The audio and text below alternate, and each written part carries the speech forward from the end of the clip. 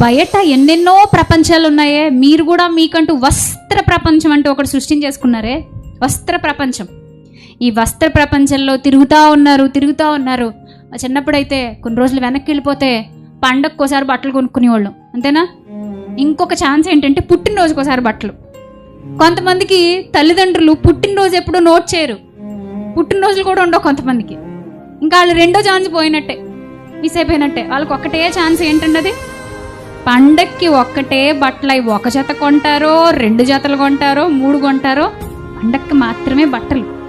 కానీ రోజులు గడుస్తున్న కొద్దీ చూడండి, ఎన్నిసార్లు వెళ్తారండి షాపింగ్కి.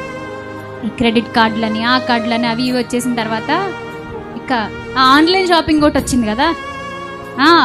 చక్కగా బెడ్ మీద పడుకుని ఫోన్లో నీకు ఏమి నచ్చుతాయో మొత్తం సెలెక్ట్ చేసేసుకుని టక్ టక్ టక్ టక్ పెట్టేసుకుంటే అన్నింటికి వచ్చేస్తాయి. ఇంకా డబ్బులు తీసేసుకుని ఇచ్చేసేయడం. ఇంకా అంటే వస్త్ర ప్రపంచంలో మనిషి ఎలా మునిగి తేలుతున్నాడో ఒక్కసారి ఆలోచించండి.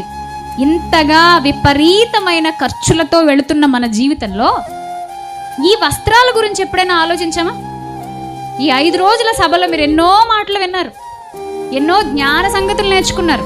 ఒకటి గుర్తుపెట్టుకోండి, జ్ఞానము మనిషిని ఉప్పొంగ చేస్తుంది, కానీ ప్రేమ క్షేమాభివృద్ధి కలగజేస్తుంది. జ్ఞానం అవసరం.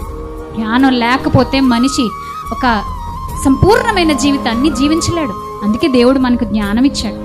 అయితే జ్ఞానం వచ్చినప్పుడు నీకు ఆటోమేటిక్గా లోపల నుంచి వచ్చేసేదేది?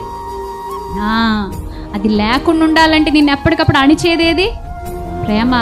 ఈ ప్రేమ, ఈ జ్ఞానము అన్నీ కలిసి నువ్వు ఒక బట్టలు వేసుకోవాలి పైన. ఏంటా బట్టలు? ఇక్కడ రకరకాల మెటీరియల్తో చేయబడిన బట్టలు వేసుకున్న వాళ్ళు ఉన్నారు. చీరల్లో బోల్డ్ అన్ని రకాలు, క్వాలిటీస్. ఏ క్లాత్ అండి అని అడుగుతారు. షర్టుల్లో బోల్డ్ అన్ని రకాలు, క్వాలిటీస్. ఏ క్లాత్ షర్టు అని అడుగుతారు. ఏ ప్యాంటు, ఏ క్లాత్ ప్యాంట్ అని అడుగుతారు.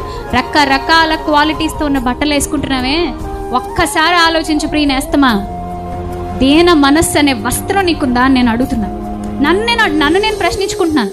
దేన మనస్సు, ఈ దేన మనస్సు అనే వస్త్రం ఉంటేనే నిరీక్షణతో దేవుని సన్నిధికి చేరడం అనేది సాధ్యపడుతుంది.